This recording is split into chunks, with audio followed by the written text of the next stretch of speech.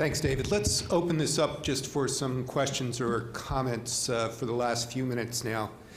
David, maybe I'll just start. One of the things that we found with microbiome studies is that it's very useful to have either twins or SIBs in a study to be able to look at those kinds of things. And I wondered if there was any plan to try to go back and look at some of those earlier cohorts to be able to do that. Yeah, and I think it would be. I think we do have some SIBs in these, and I don't think we've had a chance yet to look at the specific pairing. We don't have any twins as far as I know. And yeah, it would be really, really useful to go further on this and try and get the SIB pairs. I mean, just in the 3 years that we've been doing this, the incidence still climbs, so it'll actually probably be easier to find those kinds of twins and SIB pairs to look at more closely. Hi, David. Very nice. I have a couple of suggestions for you. So I was intrigued by that gasoline additive, right? And going back to the metals results, you saw a signal with zinc. Yes. So if you look at particulate zinc, it's elevated near more trafficked roads. Okay. And that's because zinc is, I think, an additive for tires, and it's in tire wear, but if not, it's in the brake pads. But it's definitely a traffic signal. No, that's very cool. And so the two of those together are kind of suggestive. And then, you know, where the hell is the lead coming from? Well, we also see elevated lead levels near roadways still because they use lead weights to balance your tires. Oh, okay. And then they periodically fall off, and then they get ground down by all the cars. Yeah. And so you get, right, so traffic might actually be interesting, and one way to check is, I'm sure that your highway department, right, has classifications of roads by the amount of traffic, and since you've already geocoded the addresses, it wouldn't be hard to look at that and see if that was confirming any of these things. Yeah, great. Thank you. Thanks. Yes, very nice, very interesting results. And I was also wondering if, since this is a case control study, and so the disease is already in place, and do you think it could be possible that some of these metals, the absorption through the gastrointestinal tract, since you mentioned the gut microbiome seems to be important, could be influencing metal absorption, and that could be reflected in these big differences? And for cadmium and zinc, those are gastrointestinal absorption is important. We know that if iron transporters are more expressed or less expressed, cadmium absorption is going to be different, and I believe zinc also. So I was wondering if those possibilities also, because I think cadmium, for people who do not smoke, and those children do not smoke, maybe some of them live with parents with smoke, diet is generally the main source of cadmium. Yeah. So I am wondering if do you think this is could be a potential also reason? And that brings us back to the issue of prospective nested case control studies, what in this case was very difficult to do for obvious reasons. No? Yeah.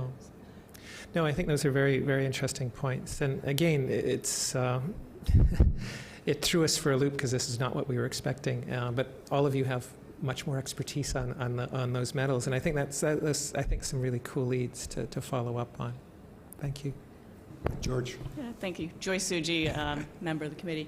Yeah, that was really fascinating. And the other thing is that cadmium and zinc usually counteract each other. Mm-hmm.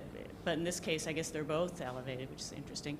And then the one that was really elevated, or different, I guess, was barium.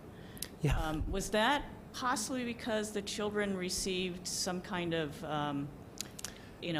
because of they got radiopaque contrast fluid? That's what we were wondering initially, yeah. And we asked them about that, and no. No. But that's what we said, okay, they must have had some kind of barium animators to do some visualization, and that seemed to be exactly, that was our first suggestion. Right, so tracking down where that came from would be really this is a puzzle why. But again, the area around Edmonton has some quite unusual. And I say this is where all the heavy oil is refined, and it's quite metal rich, and that's been an essential concern about what is happening to some of those things, and where is it going, and is it being scrubbed properly at the smokestacks and other things like that. There isn't, and there shouldn't be any groundwater issues. All the water is shared in the city, so everyone should largely have the same thing. We looked at, we wondered about glass and ceramics. We were sort of looking into that, see if there's something unusual with what people were getting. We haven't really been able to probe very far, but whether there's something that's being leached from ceramics. Cadmium in the diet is usually from shellfish, but I'm not sure if Edmonton people eat a lot of shellfish. And as you said, smoking had the opposite correlation. That's right. But that's a source of cadmium. Yeah, but this is in the first year. So then smoking later is something that increased the risk. So they apparently, many of them are in homes where there is some smoking. George? So it's a fascinating case study, even though, probably isn't worked out. And it almost suggests how having too much data is not necessarily Yes. a good thing in the short run. Yeah. So one of the things that has puzzled me from everything that you put up is the significant downregulation of metallothionein, which, if one believes that the increase in systemic metals is due to an increase in exposure, just doesn't compute. Mm-hmm. And not only that, but inflammatory states, at least in animals, will also upregulate metallothionein. Yeah. And so, you've got all of these things that should be upregulating it significantly, and yet it's downregulated. And I'm just wondering if there are either some of the treatments that are already being applied to these patients, that may in fact be perhaps counterproductive for them. Yeah. Or whether there's a possibility to look in, other databases at other, say, allergy-related diseases to see whether, ones that have similar treatments also have similar effects on metallothionein and these particular metal levels, or, vice versa. Yeah. So. Yeah, no, I think that would be an interesting one, just to look to see if we're seeing perturbations. And I'm sure the gene expression data certainly exists for asthma, and we should maybe double check to see if that is altered. Is it really downregulated, or is it depleted? Do you know the difference? Well, I guess whether it's down-regulated, so that the gene expression is down. So the usual term we say is down-regulated, but it could be, gene codes for the protein, so I guess we'll have to say that it is down-regulated. So the messenger RNA. Yeah, yeah. Just the protein. So I wanted to go back to the question that we had earlier this morning about case control versus cohort studies. So you showed a case control study where you'd have an area under the curve of 0.9, which is 10% false positive, 10% false negative. The question is now, what would be the decision making for a clinician if you had these biomarkers? What would the person do? And secondly, is going back to this question that the other gentleman here in front of me asked several times now, what is the variance we'd have in the population anyway? So is this representative to the kids, for 5,000 kids, random 5,000 kids or 10,000 kids, right? Because we have seen very similar biomarkers very often in other cases. So how specific would these biomarkers be? And again, would then a clinician go in, or a practitioner, and advise certain, certain behavioral differences or whatever you can advise then for these kids. So this is very important to understand in all these biomarker assessments. What are we going to do once we have this information? Yeah. And the other, I was a little bit intrigued, and that's what first, and also about your compound that you named Sumiki's acid, because I had never seen that before. Yeah. So ChemSpider says it's hydroxymethylfluoroic acid, and Wikipedia says it's coming from burnt sugar, like caramelization of sugars. Yeah. And we also have seen it before in fruit punches, actually. Mm-hmm. So when you do an oral glucose tolerance test, this compound would perfectly track with glucose sensitivity, and that's why we thought, like, oh, that's cool, right?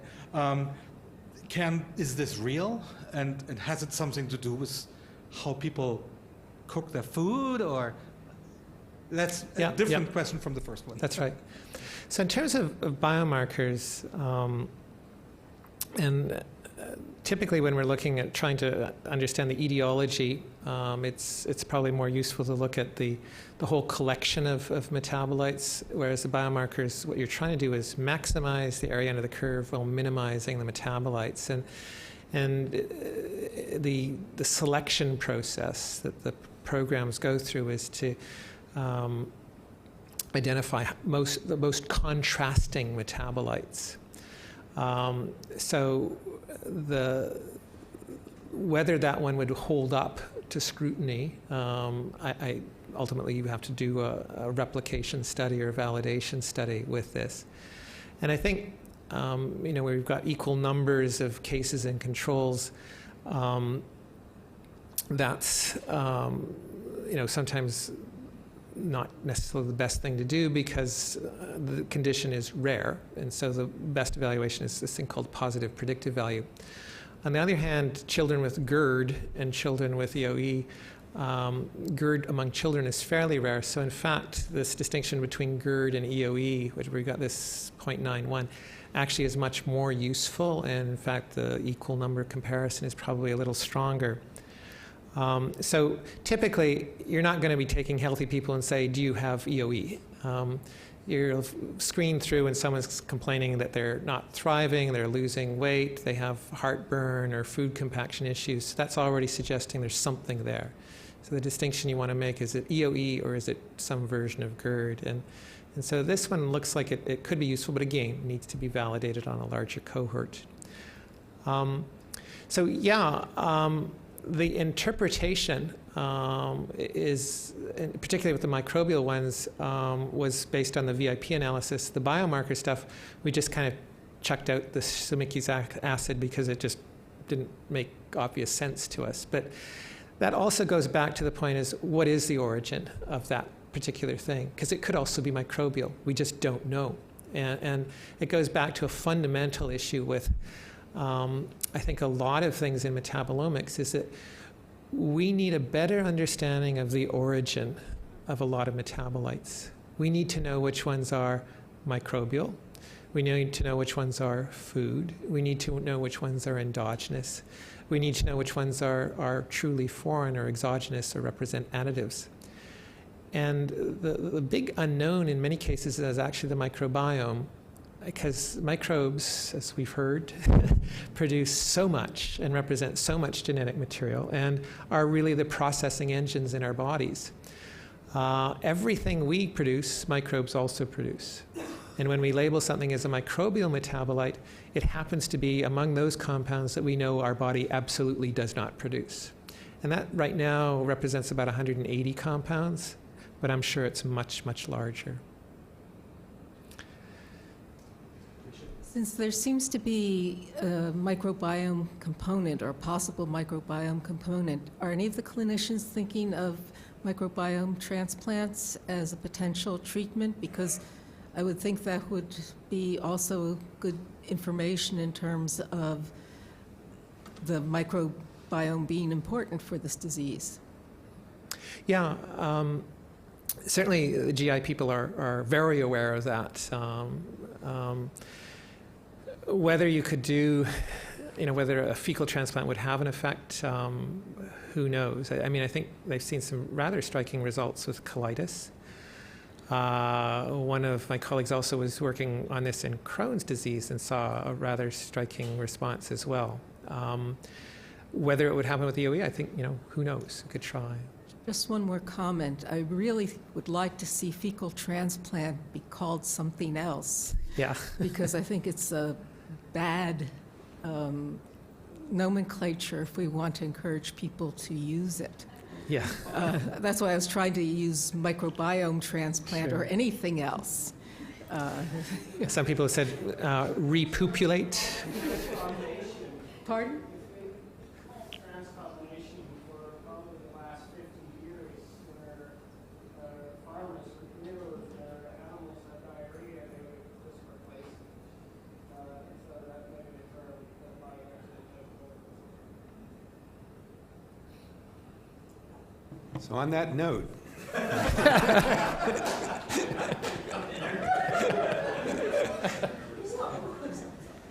let me once again thank David for a very interesting and informative talk, and one that'll set the stage for some of our discussion tomorrow as we begin to look at this relationship between the exposome and the metabolome. So hopefully we'll see you all back here tomorrow morning, and enjoy your evening.